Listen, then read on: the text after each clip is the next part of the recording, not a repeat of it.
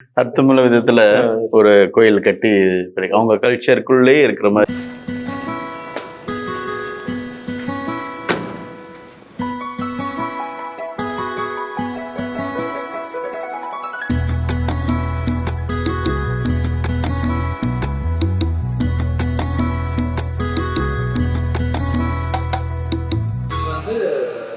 மாதா Lourdes மாதா.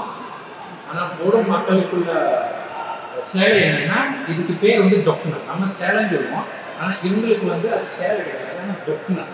அந்த டொக்குனாவை மாதா மேல போயிட்டு லூர்து மாதாவை அப்படியே இன்கன்சிடர் பண்ணியிருக்காங்க. இது வந்து எங்க மாதா, லூர்து மாதா வந்து இப்படிதான் இருப்பாங்க அப்படின்னு அவங்களுடைய போடோ மக்களுடைய சேலை டொக்குனர்.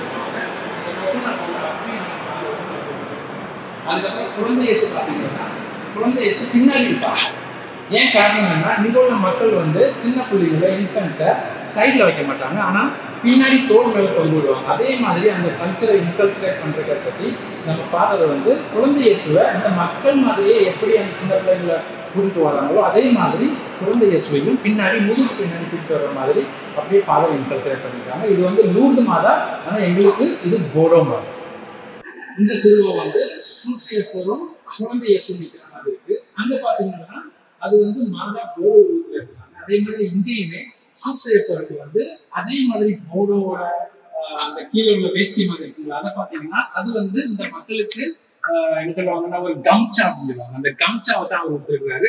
நம்ம சைட்ல வேஷ்டி கொடுத்துருக்கோம். அதே மாதிரி இங்க சூசியப்பர் வந்து இவங்களோட கம்சா கொடுத்துருக்காரு. அதோட மேல உள்ள ஷர்ட் வந்து இங்க உள்ள ஆண்கள் போடுற சட்டை அதையும் அவர் போட்டிருக்காரு. என்னன்னா இன்கல்ச்சுரேஷனுக்கு.